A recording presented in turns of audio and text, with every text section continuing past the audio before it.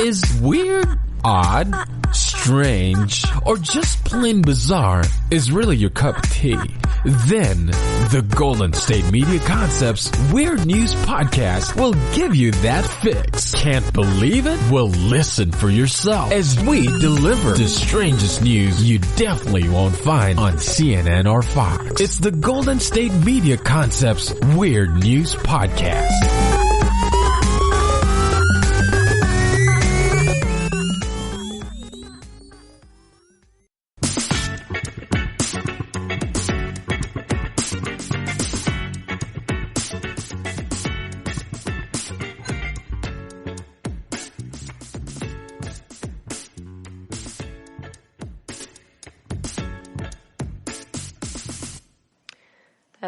Hello, and welcome to the Weird News Podcast, brought to you by the GSMC Podcast Network.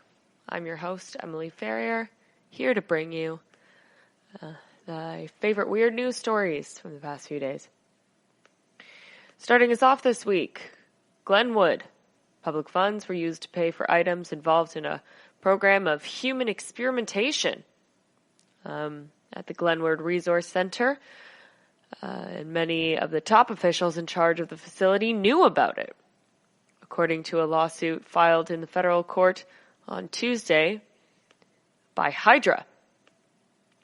This is truly a supervillain sounding story. Bear with me. This is a true story. I know it sounds like a plot to a Marvel film, but this is actually, this is a real thing that happened.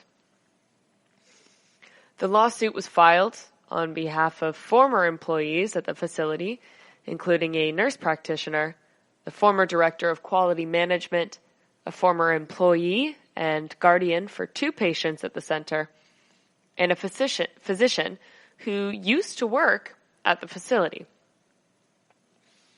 The defendants are former DHS Director Jerry Foxhaven, former Glenwood Resource Center Superintendent Jerry Rhea, Dormer Director of the State Department of Human Services Division of Mental Health and Disability Services Richard Schultz, Mohammed Rehman, Medical Director of GRC, the Department of Human Services, and Glenwood Resource Center. Glenwood Resource Center is the subject of the investigation by the Department of Justice after allegations surfaced over human experimentation with patients at the facility. More than 2,000 Iowans with intellectual and physical disabilities reside at the facility. They rely on the medical and other professionals at Glenwood for their health and other needs. And according to the lawsuit, things at the facility took a different turn when Jerry Rhea was hired as the superintendent in 2017. One of the first things that he did, according to the lawsuit, was use $60,000 in public funds to renovate his residence on the Glenwood grounds. He also diverted the entire maintenance team for their regular GRC duties, which included maintaining safe and sanitary habitable homes and grounds for GRC's vulnerable patients.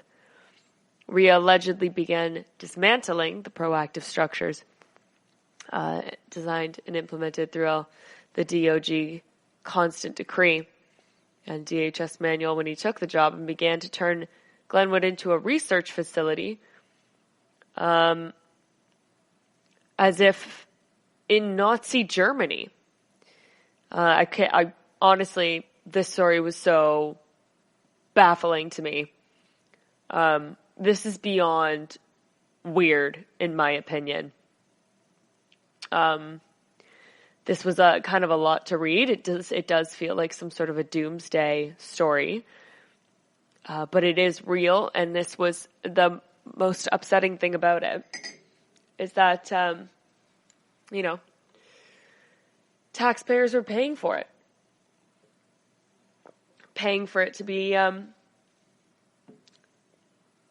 used for human experimentation.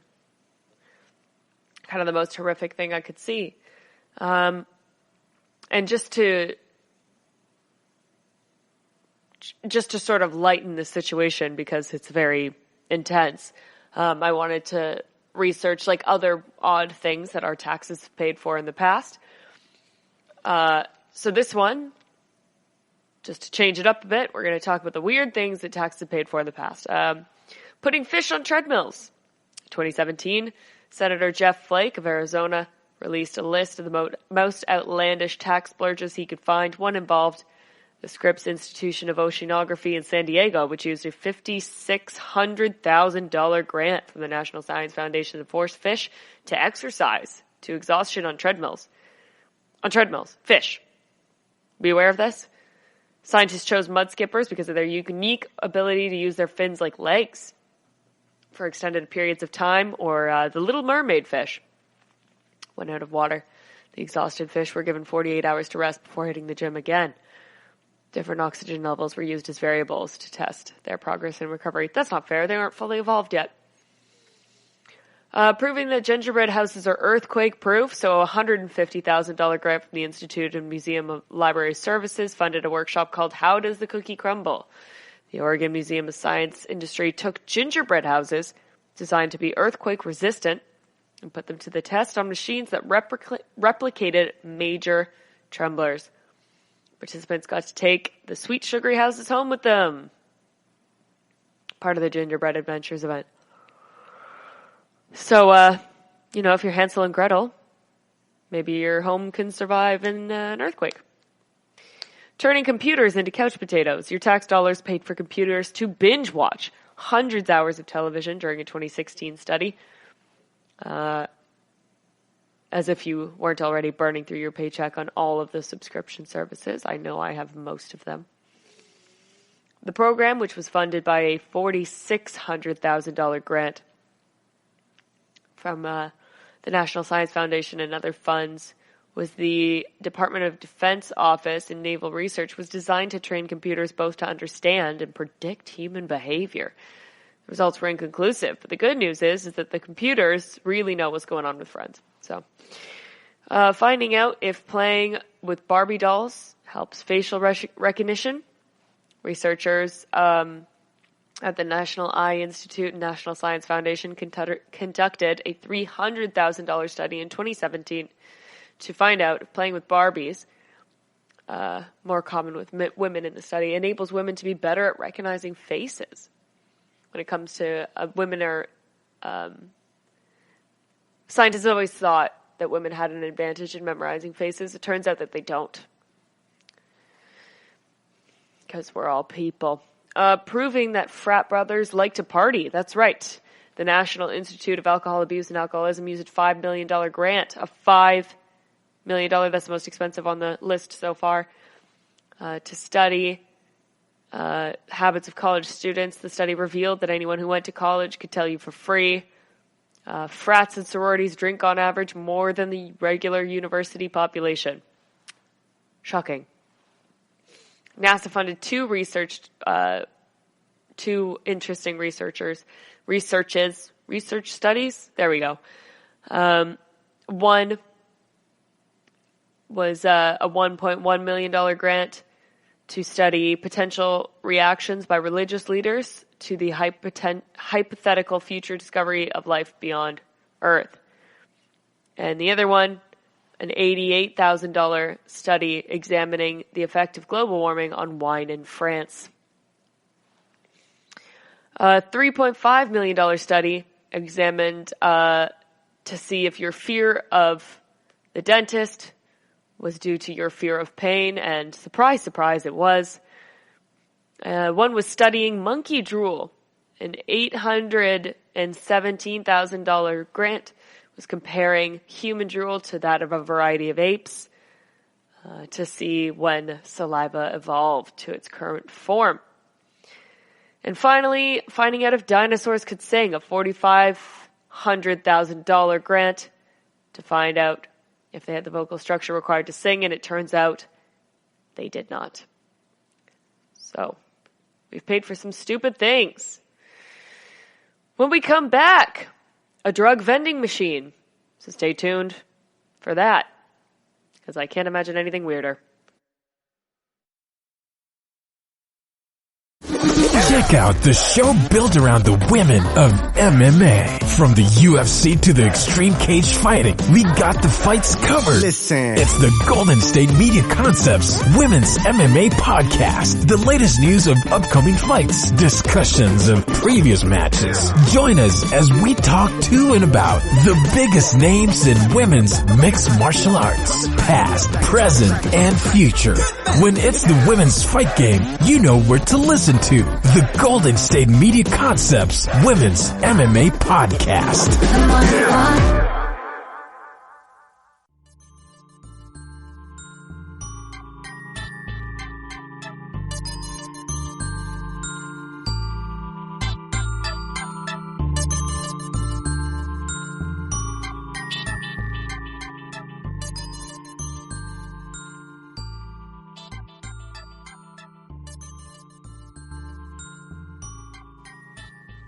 Welcome back.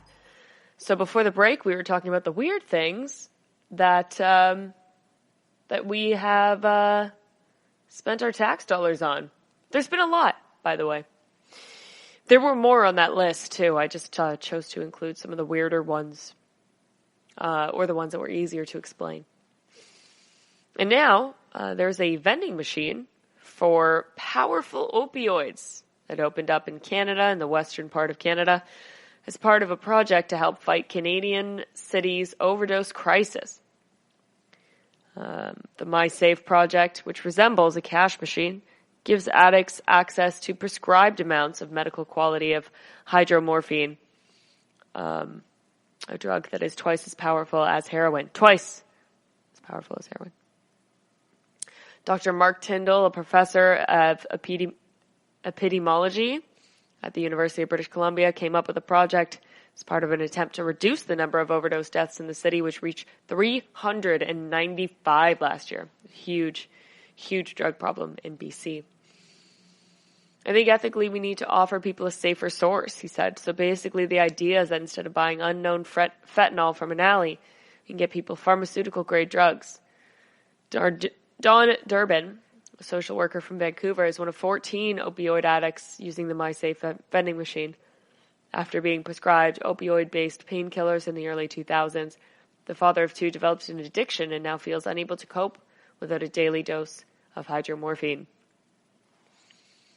Unlike most addicts, Durbin, 66, does not have to break the law by sourcing his fix through drug dealers. Instead, he's prescribed Dilaudid, a brand name for hydromorphine, and for the past couple of weeks, he's been able to collect his pills using a vending machine near his home in Eastside, a rundown neighborhood with a large homeless community.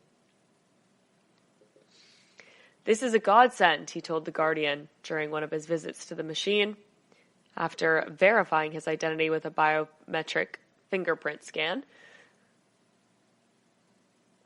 The machine dispensed Durbin with 3 pills for each of his 4 daily visits. 4 daily visits, in line with his prescription. It means I don't have to go buy iffy dope, he said. I have a clean supply. I don't have to deal with other people so much. You're treated like an adult, not some kind of demonic dope fiend. We're just people with mental health issues. And addiction is a mental health issue. Vancouver has already had several schemes in place to accommodate for its large community of drug addicts, a pioneer of so-called harm reduction techniques. Vancouver was the first North American city to introduce supervised injection sites where users can administer drugs in front of professionals. In 2003, there are now several in the area. There's also programs allowing users to use prescribed Dilaudid, or pharmaceutical heroin.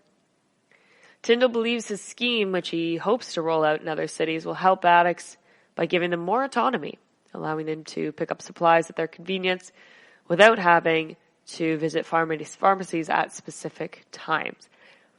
However, the MySafe project and Vancouver's other harm reduction techniques are not universally popular. Portugal's radical drug policy is also working if we want to take into that. But so it's not Canada isn't the only country doing this. But more on this, Dr. Mark Ujjanwala, an addictions doctor who runs recovery in Ottawa and the other side of Canada, in eastern Canada, says the use of illegal drugs need treatment for their conditions rather than easier access to the substances. So the east side, west side are having a bit of an argument with this. He argues such schemes are in effect ushering users towards death rather than treating curable conditions. If you were a patient addicted to fentanyl and you came to me, I would say, okay, put you on a treatment center for 1 to 3 months, get you off the fentanyl, get you stable, get your life back together, and then you'll be fine. Why would I want to give you heroin and tell you to go to a trailer and inject? It's an excellent point. It does feel a little bit odd to me to have doctors essentially aiding the use of drugs, especially because it's a more powerful drug than the heroin. However, there's so many street drugs that are laced with more deadly things that I do see both sides of this argument. I think mostly I was just shocked by this story because of it being in a vending machine. Like the idea of like, you know, the same place that you can get like a chocolate bar, you can also get highly powerful drugs. Although I do like the idea of it being a biometric fingerprint scan.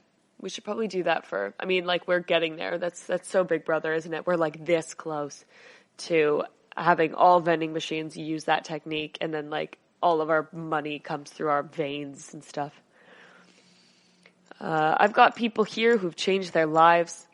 They were in jail, prostituting, and they came to my clinic. We put them on methadone. They got their lives back. They're working again.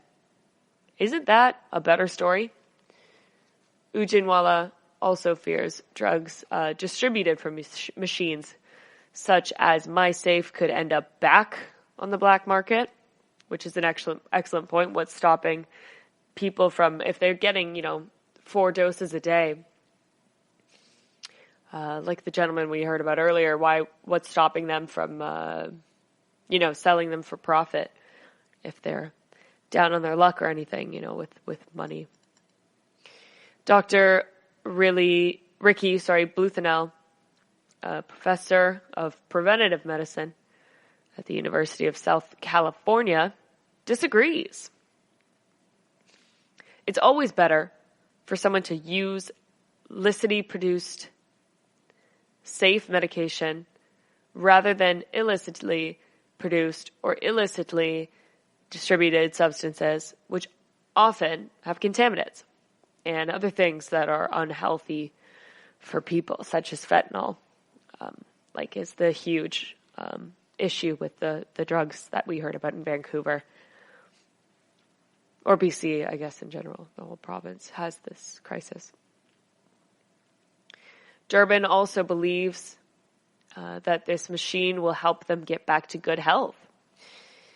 My long-term aid is to get people off these drugs. He said, what I'll do is to try and get down to a minimal dose. And then if it starts to act up again, I'll see Mark and ask him to bring it up again. I guess, yeah, like any other drug that you're on, you start to have to kind of wean yourself off of it before coming off of it. That is the problem with these highly addictive painkillers that are prescribed for things like if you're not taken off of it properly or if you're on it for too long, there is such a danger of you becoming addicted to it. And this is an interesting solution. Drugs and vending machines, who knew? So when we returned from the break, an 8-year-old had their birthday party at none other than a Target store. That's when we return.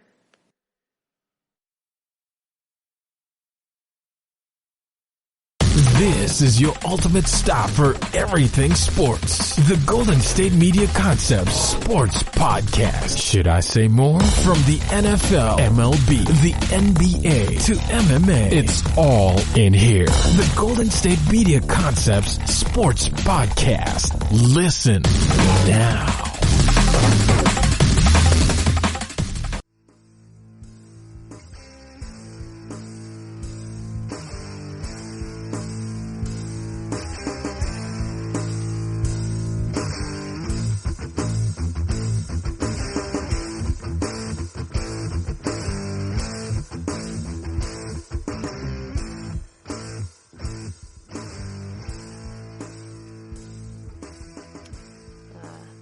An ice rink, a bouncing castle, a theme park, a water park, a pool. Those are often the venues for a young child's birthday party, but Braden Lawrence may just be the biggest Target fan in the world. The 8-year-old loves the real retail train so much, she celebrated her birthday there. She's obsessed with Target, Ricky Jackson, Lawrence's aunt, told CBC News. My sister goes to Target for everything for her, so her love stems from that. We always all go out for birthdays in my family, and when she wanted to have a Target birthday, we thought, okay, we got to make this happen.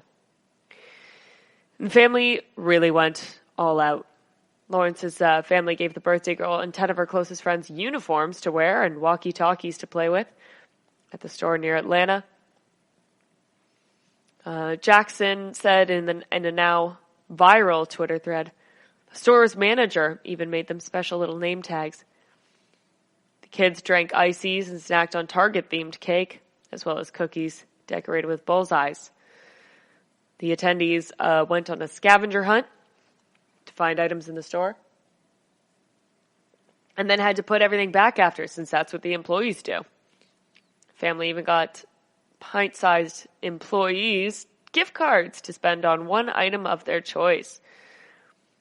A very special worker was there to check the kids out with their picks. Lawrence herself. She had the time of her life. She hasn't stopped talking about it since.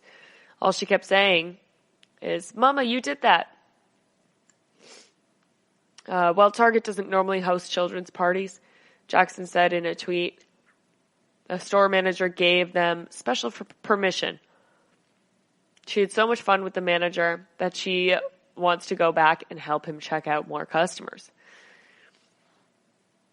So this was fascinating. I wanted to see what other kind of really odd ideas for birthday parties there were out there on the internet, and I found a list of the weirdest things that you can do for people's birthdays. This one is for adults. I can't stress this enough. Kidnap them. Refrain from doing this if the person that you're celebrating is prone to anxiety attacks. However, if you have a friend or family member who wants their own kidnapping, or would be okay with it, or enjoy the joke, you and your friends wait for them at home, onlookers, and the police might be a problem if you aren't, cool about it. But put a scarf over their eyes and inform them, very important, that this is in fact you, and it's their birthday present. Because holy crap. Carry them down to the escape vehicle and then take them somewhere spectacular. So it's like a reverse surprise party. You're getting them from their home and bringing them to the thing. Prank presents. Give them the keys to a Lamborghini or a new house or a sports bag full of dummy money, 14-karat bracelet, all of that kind of thing. It'll be cruel. And after thinking that they got this and they end up with like a sweater or terrible tasting chocolate. You could also get a fake plane ticket. That's pretty awful. And then tell them that it's a joke. Kind of mean. I think. But, if they deserve it. It's like the birthday equivalent of getting coal in your stocking. Buy them a real trip. Take a bunch of people, or just get it just for them. Get a bunch of people to go in on it. A scavenger hunt, a neighborhood-wide scavenger hunt. You do need to inform people if you're going to do that. This one's cool. I like this. Place a flower in every nook and cranny in their house.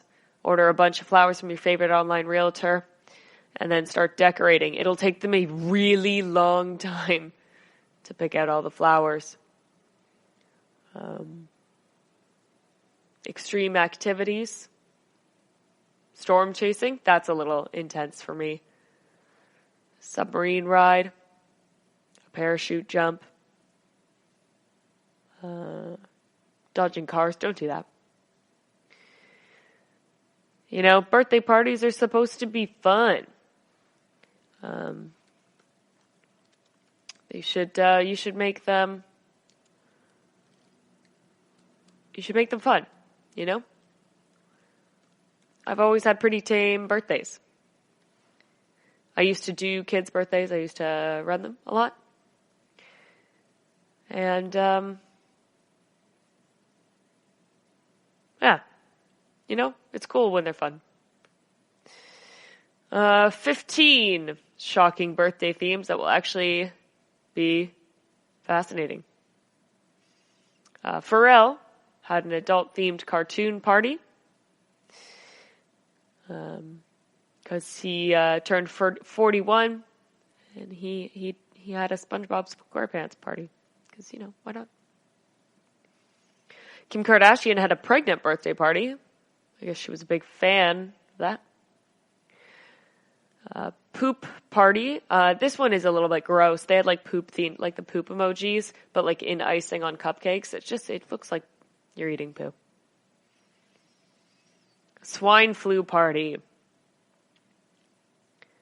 Not a good idea, according to the U.S. Center for Disease Control and Prevention.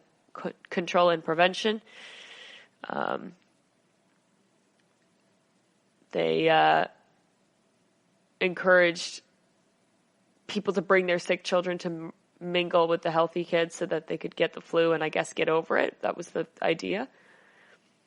Personal injury attorney party. This one is hilarious. Guests were encouraged to wear a Morris Bart t-shirt, eat Morris Bart cakes, and Morris Bart decorations, including a life-sized cardboard cutout. I think that's really, really funny. And I'd be a huge fan if somebody threw me something like that. That's hilarious. Playboy party. Classic. Michael Jackson's children party. I don't know about that. Christina Aguilera's Christmas Candyland party. How fun would that be? Oh, Candyland. Do you remember how fun Candyland was? An Anything But Clothes party, an ABC party. Seen people wear lampshades. Pillowcases is a classic. Balloons, so fun. A colonoscopy birthday. Maybe don't do that. Gross. Poo themed would come into there too. Justin Bieber circus party. Specifically a Justin Bieber circus party. I don't know about that. Perez Hilton had a Madonna themed party. Everybody dresses up like a different Madonna music video. That's a good one. And a body paint party, getting the neon paints on, getting the black lights on. Super fun. Crazy, crazy stuff. Like that scene in Miss Congeniality. All right. When we come back, a man with an interesting tattoo gets arrested and sparks some controversy on social media when we return from the break.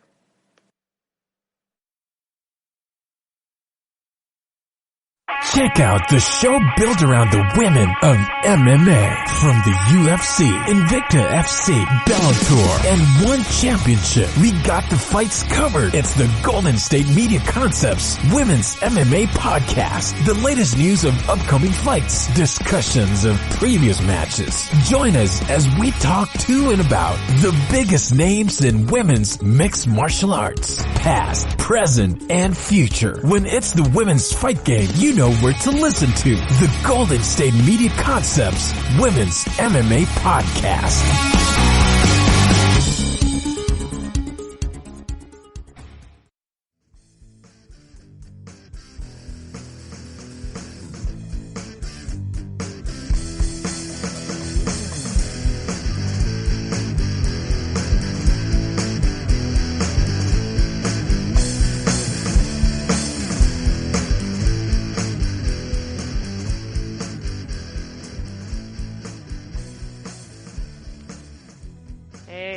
Welcome back.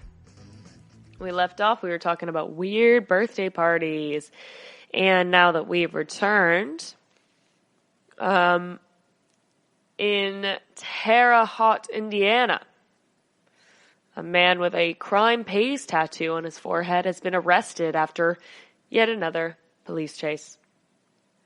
According to the police department, Donald Murray was charged with resisting law enforcement, recklessly driving, possession of methamphetamines, and maintaining a constant nuisance and auto theft after the short pursuit on Monday morning. Murray went viral after he and his tattoo were featured on an episode of Live PD. He eluded the police during the episode, but was later charged with recklessness and resisting law enforcement. He was originally held without bail. However, he was released at his own recognizance. So, crime pays tattoo on his forehead obviously doesn't pay. Didn't work out for him. Doesn't work out for a lot of people. So I also found a lot of tattoo stories from tattoo artists and the like, so that we can laugh at some of the silly things that people have tattooed on their faces and other parts of their bodies. I particularly enjoy watching couples that come in and want each other's names or matching tattoos. They always seem like they just hate each other. One girl got a 6-inch and a 12-inch portion of a ruler on her inner thigh. She likes measuring.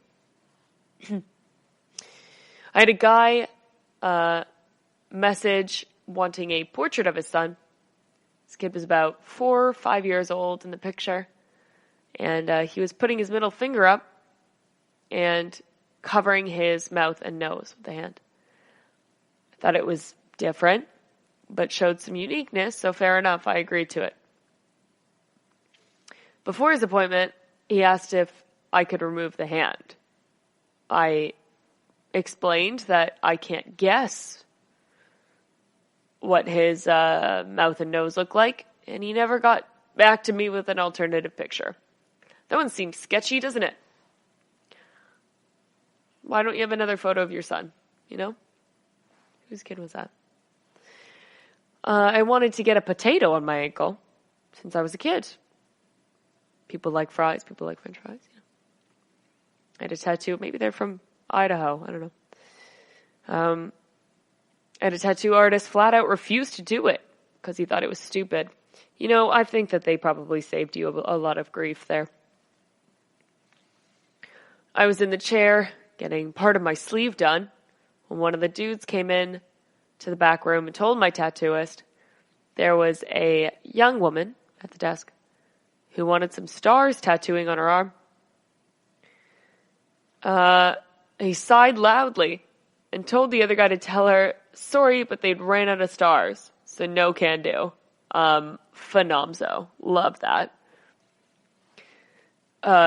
Some people just, need to be deterred. Woman comes in and wants an infinity symbol. Sure, easy enough. Except she wants it made out of smaller infinity symbols. The artist who did it died a little inside, and so did we for reading it. Guy comes in and hems and haws over Flash. Finally approaches the counter, eyes sparkling. I want an olive. He got a green olive, red pimento and all, the size of a baseball on his bicep. First and only tattoo. We asked why an olive. He said, well, I'm dating a woman named Olive. Sorta. But it's kind of going south. But it's okay. I really like olives.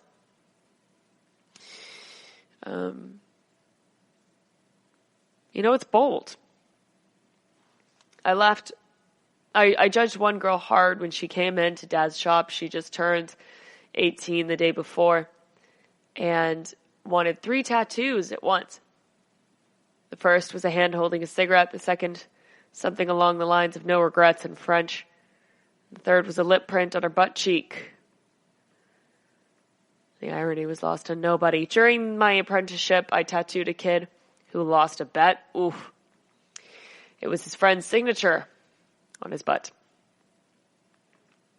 When it comes to judging the clients, it's a lot less to do with the tattoo they're getting. It's more how they behave in the chair. But this tattoo was the dumbest one that I did. Someone came in asking for a ghost, but like a person wearing a sheet over their head type of ghost, without any of the human bits. And she wants it filled in. We let her know that it's essentially going to look like a big black blob. And she immediately disagrees. So we did it. It looks like a blob. So when I was 19, I got my butt tattooed. It's round. It's round as a ball. The artist, who's a friend of mine, looks at me and goes, I gotta be honest. This is one of the stupidest tattoos I've ever done. Don't get me wrong. I'm still gonna do it, but it's dumb. They got a dragon with dinky wing and derpy eyes eating a cookie on their butt. As a tattooist, I personally find it awkward when clients want memorial tattoos. Let me explain. Everyone deals with grief in many ways. But usually they focus on their death, the fact that they've died, how they died. I try to persuade them that they should celebrate their life, their memories, with something nice that reminds them of me. It's less depressing for the client if they are remembering the happy times than the worst. I agree with that. During my regrettable time in my life, I hooked up with a guy who had a make poop tattoo on his knuckles. Oof. Some girl got me to tattoo over a hickey she'd gotten from someone. Like a big purple yellow bruise looking hickey.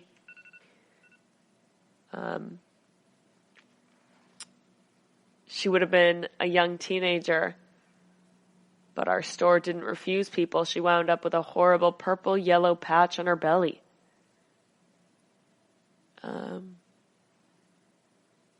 Okay. Hickey on a hickey. Spoke with one tattoo artist, and he rarely judges his clients, except for one. He told me that a woman requested to have flies and maggots tattooed around her crotch area. Didn't ask her why.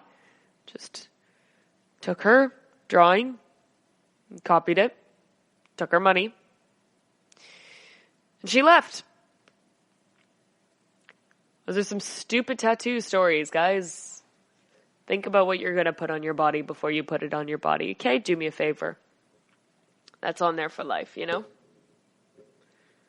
Unless you get it removed, but that is even more painful. Don't get something that you're going to get removed. You know? I mean, come on.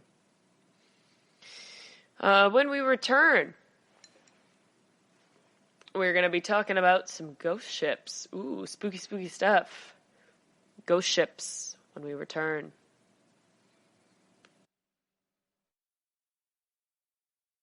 Are you tired of the same old news? Are you sick of the seemingly endless political spin and negativity? The GSMC America Still Beautiful podcast is a weekly news podcast covering all the top positive and uplifting news stories. We cover stories that will inspire, uplift, and remind you of the good in the world. Tune into the Golden State Media Concepts America Still Beautiful podcast to get all the great and positive news stories of today. Download the GSMC America Still Beautiful podcast on iTunes, Stitcher, SoundCloud, Google Play, or anywhere you find podcasts. Just type GSMC in the search bar.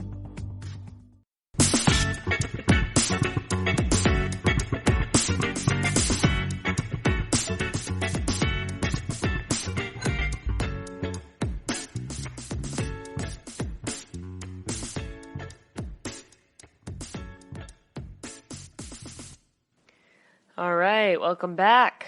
We were talking about some stupid tattoos, and now we're going to talk about people that are notorious for having tattoos. Pirates, kind of.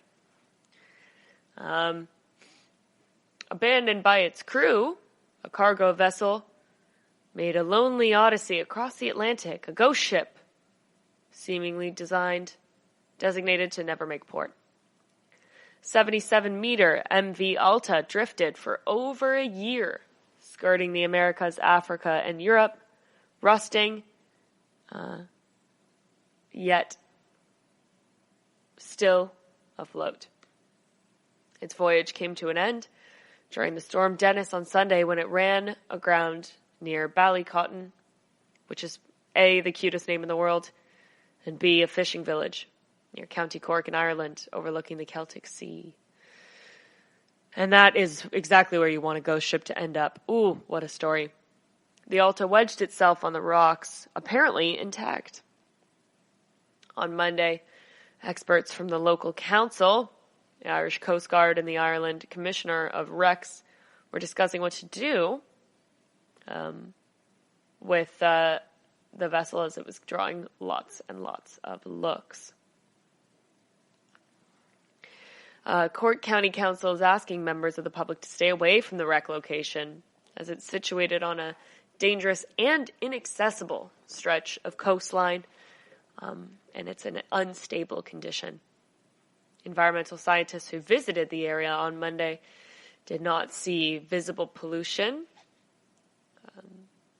Asked a marine contractor to board the Alta, for the next opportunity. During low tide for a closer inspection. That's meant to happen later in the day today, actually. Any risk in relation to oil and other hazardous substances and pollution from the vessel will be evaluated. The ship was built in 1976, so not exactly that exciting as a ghost ship. Flagged in Tunisia, changed owner in 2017, and was sailing from Greece to Haiti in September in 2018, when it became disabled, southeast of Bermuda. Unable to make repairs, the crew was rescued by the U.S. Coast Guard, and the crew was brought to Puerto Rico. A U.S. Coast Guard contacted the ship's owner to arrange the commercial tug to tow it ashore, and it was towed to Guyana, only to be hijacked, and its subsequent fate was unclear until about August 2019, when the Royal Navy Ice Patrol ship encountered it mid-Atlantic unmanned. It's thought to have later drifted up from Africa to Spain to Ireland. In ocean lore, the stories of ghost ships, specifically the Flying Dutchman is a myth dating back from the 1700s. So we're going to talk about a couple of different ghost ships now. The Mary Celeste was a real ghost ship found abandoned heading for the Strait of Gibraltar in 1872. The crew's fate is a mystery, still unknown. In 2006, the tanker Jen Xiang was found on the coast of Queensland, Australia, without a crew. In 2016, a wooden houseboat washed ashore on Ireland's Atlantic coast. Canadian environmentalist who'd given the boat away had no idea how it ended up crossing the ocean unmanned. A couple of other ghost ship stories. The SV Mary Celeste, okay? So what exactly happened with that? After passing Santa Maria Island on November the 25th, 1872, it fell to unknown circumstance. No boats were on board. Between Portugal and Azores, the ship was devoid of all crew, but largely intact and still under sail, heading towards the Strait of Gibraltar. Lifeboat was missing, but the ship was still in good condition. Had plenty of provisions. The crew was never found. The MV Joyita, a merchant vessel from Samoa's harbor on October 3rd of 1955, bound for the Tokelau Islands. 5 weeks later, the ship was found with all 25 passengers missing. The radio was broken and attempting to set out a distress signal. The life rafts were missing, along with the captain's log and navigational equipment and firearms. The fate of the passengers was inexplicable due to the evidence submitted at the inquiry.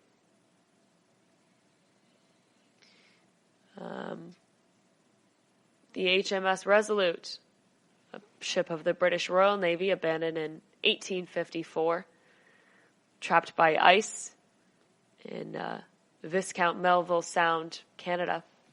Ship was on a search expedition to be discovered by John Franklin, a British explorer who'd been lost in the Arctic. After being abandoned, the ship drifted at 1,200 miles before it was found 1 year later off the coast of Baffin Island, Canada, freed from the ice. Wood from the ship was used to make a desk that now sits in the Oval Office. Fun fact. Not sure why it ended up there instead of in the Canadian office.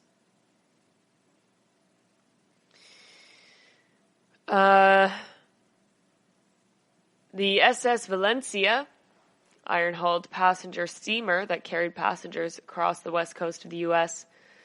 in 1906.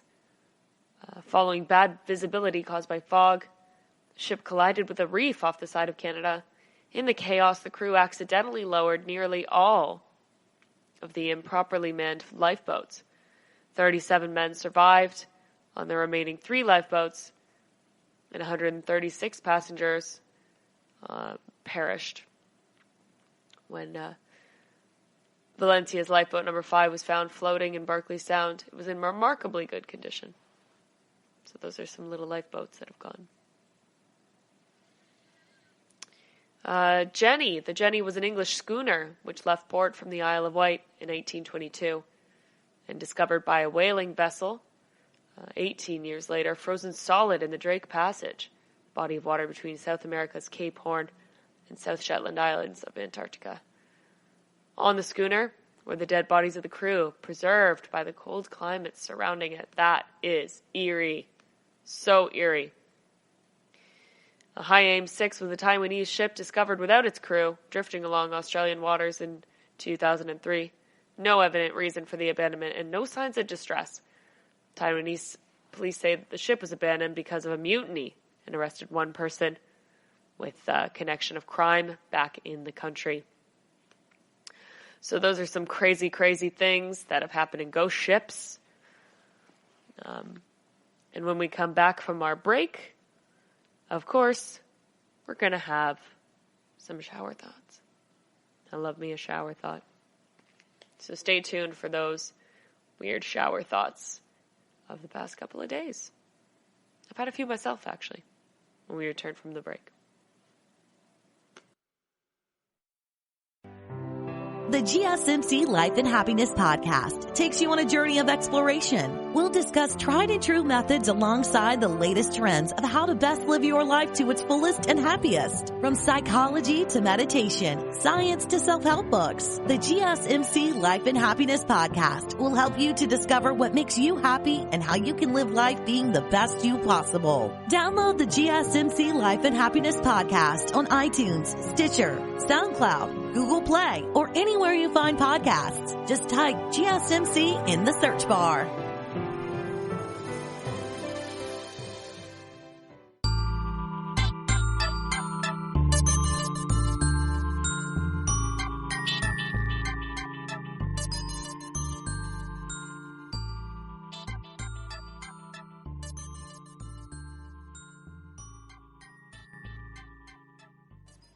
Welcome back. We were talking ghost ships, obviously. And now that we've returned, we're going to do a roundup of shower thoughts. All right? A couple of shower thoughts. If you guys have any, please let me know. Love to hear them. Randomly hearing your favorite song on the radio is more satisfying than playing it directly from your iPod. That is so true. When it's, fate, happenstance, all that. Way more exciting. Go to bed, you'll feel better in the morning as the human verge of, did you turn it off and on again? That is true. It's like rebooting, isn't it? Maybe plants are really farming us, given the oxygen that we need until we eventually expire and turn into the mulch in which they can consume.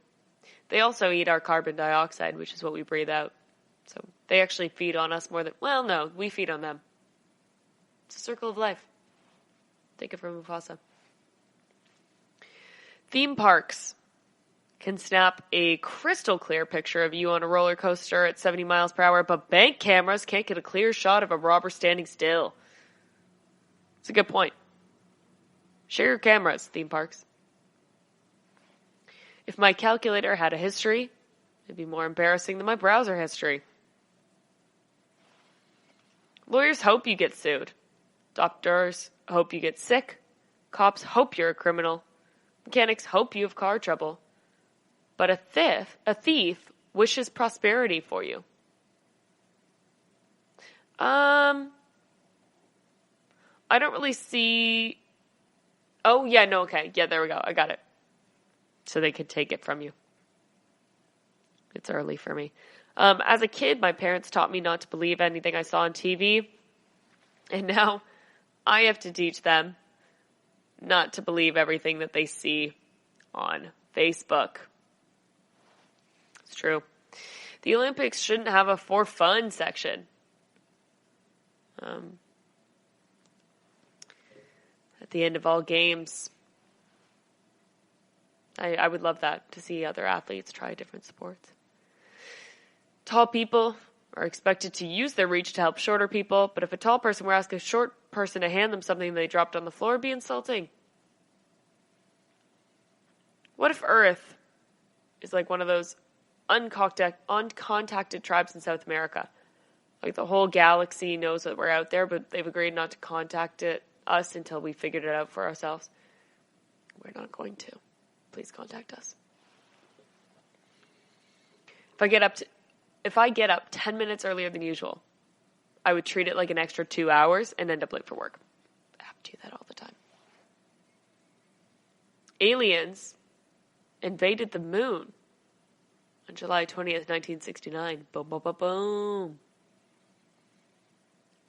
Except that there's no life there. If someone offered to pay for my food and rent for the next 18 years, I would do anything they ask of me. But I complained every time I took out the trash while living at my parents' house.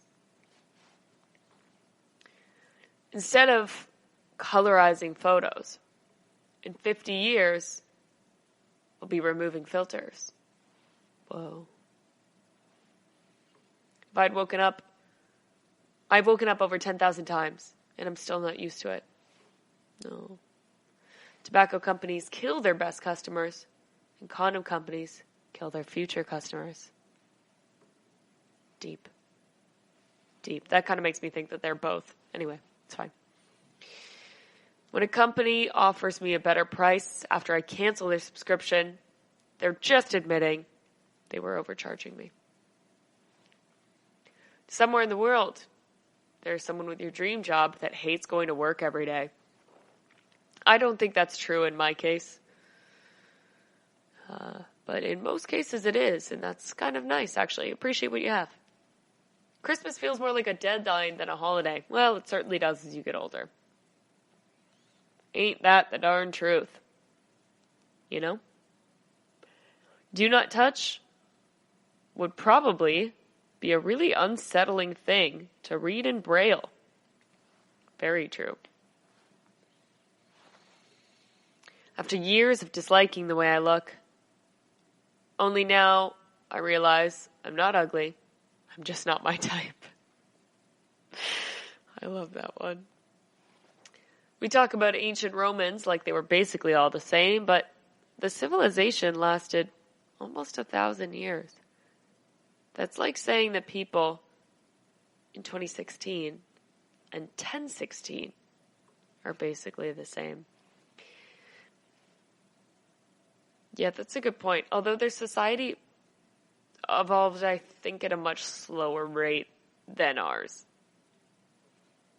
I mean, technologically, it did. In terms of politically and morally, there were quite a few different, evolutions and revolutions. But the technology was quite similar across the board. But, the minds, you know what I mean.